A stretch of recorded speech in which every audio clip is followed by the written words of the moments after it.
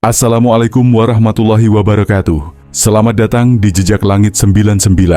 Jangan lupa untuk like, subscribe, dan tonton sampai selesai karena banyak pelajaran berharga yang bisa kita ambil. Selain itu, tuliskan sholawat di kolom komentar sebagai bentuk rasa cinta kita kepada Nabi Muhammad SAW. Gus Ikdam, seorang ustadz muda yang terkenal dengan ilmu dan kebijaksanaannya, hidup dengan prinsip hidup yang sangat sederhana.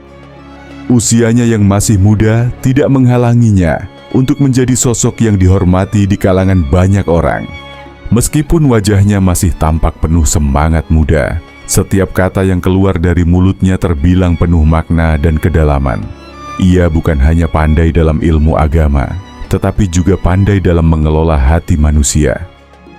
Gus Ikdam selalu mengedepankan kelembutan dalam setiap perkataannya, memperlihatkan dengan jelas bahwa dakwah tidak selalu harus dengan kekuatan kata-kata yang keras, tetapi dengan kelembutan hati yang mampu meruntuhkan kerasnya hati manusia.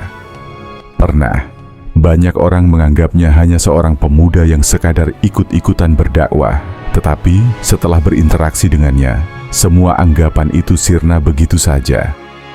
Gus Ikdam mengerti betul bahwa dakwah adalah tugas yang tidak mudah, namun itu adalah panggilan hidupnya, dan ia melakukannya dengan penuh rasa tanggung jawab.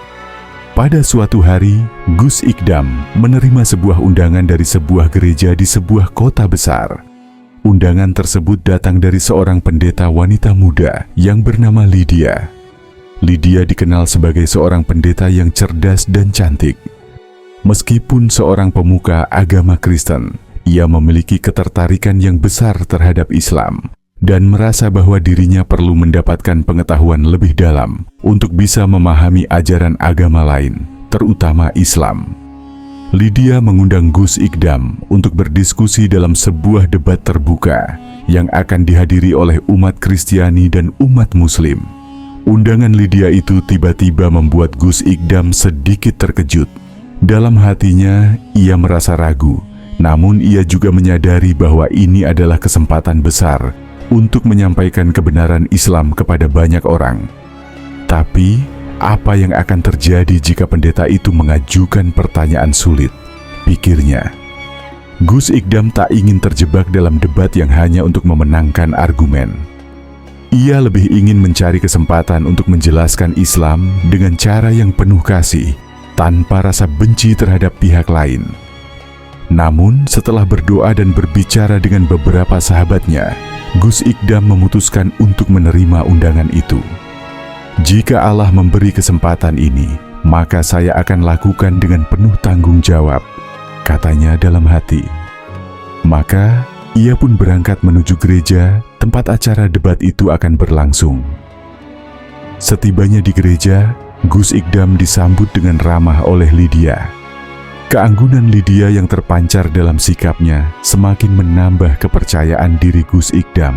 Tetapi ia tahu bahwa ini bukan saatnya untuk berpikir tentang penampilan atau karisma pribadi. Ini adalah kesempatan untuk menyampaikan dakwah yang benar dengan cara yang benar pula. Debat dimulai dengan suasana yang tegang. Lydia, dengan pengetahuan agamanya yang luas, langsung mengajukan pertanyaan pertama. Mengapa dalam Islam Tuhan disebut sebagai Allah? Apakah itu bukan suatu bentuk pengingkaran terhadap Tuhan yang dikenal oleh kami sebagai Tuhan yang Maha Esa? Pertanyaan itu bisa dibilang cukup berat bagi seseorang yang tidak siap. Tetapi Gus Ikdam tetap tenang. Dengan senyum lembut, ia menjawab, "Saudariku Lydia, dalam Islam, Allah adalah Tuhan yang Maha Esa. Penggunaan nama Allah bukan berarti kami menyembah Tuhan yang berbeda dengan yang kalian kenal. Allah dalam bahasa Arab berarti Tuhan yang Maha Kuasa. Ini adalah kata yang paling sempurna untuk menggambarkan Tuhan dalam bentuk yang tidak dapat dibandingkan dengan apapun juga." Gus Ikdam melanjutkan dengan penjelasan tentang keesaan Tuhan dalam Islam yang menegaskan bahwa Tuhan dalam agama-agama besar lainnya juga adalah Tuhan yang sama, yang memerintahkan umat manusia untuk berbuat baik dan hidup dengan kasih sayang. Lydia mendengarkan dengan seksama. Meskipun ia mencoba menanggapi dengan pertanyaan-pertanyaan lain yang lebih tajam, Gus Ikdam selalu menjawabnya dengan bijaksana dan tidak terbawa emosi.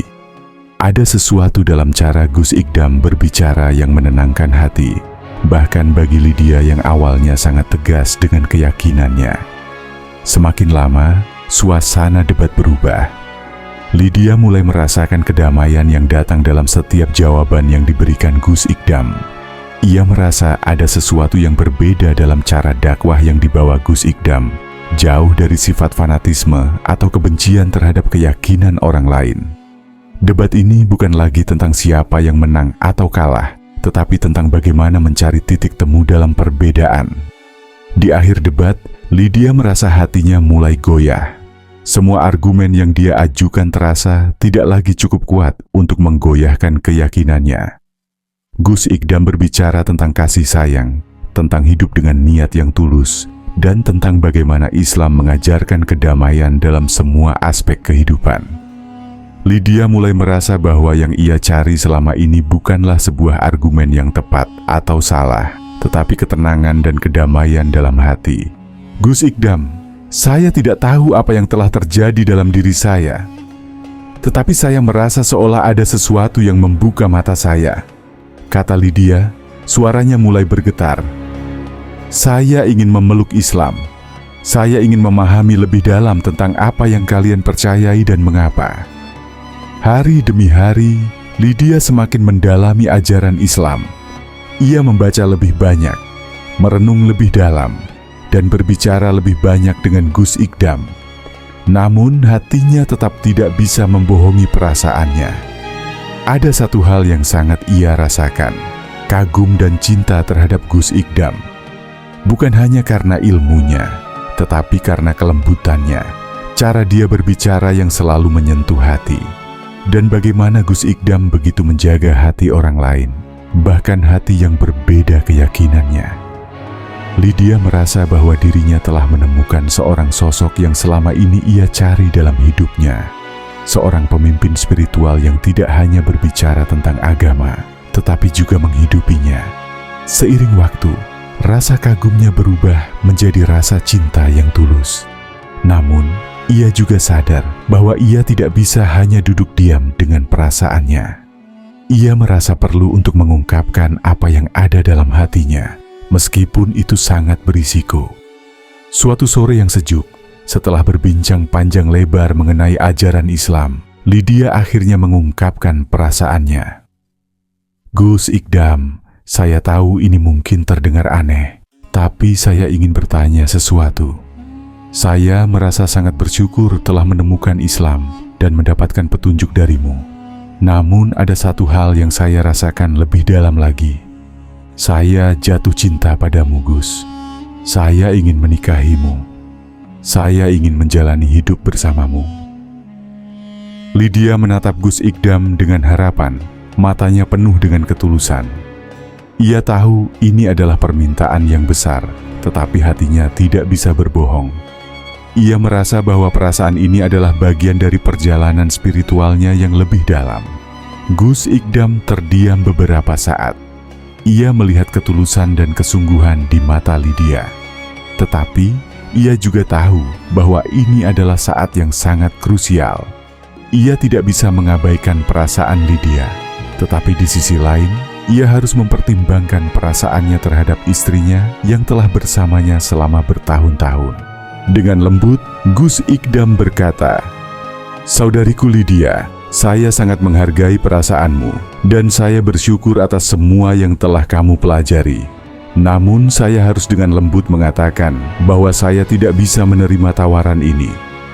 Saya sudah memiliki istri yang saya cintai, dan saya tidak ingin menyakiti hatinya." Lydia menundukkan kepalanya.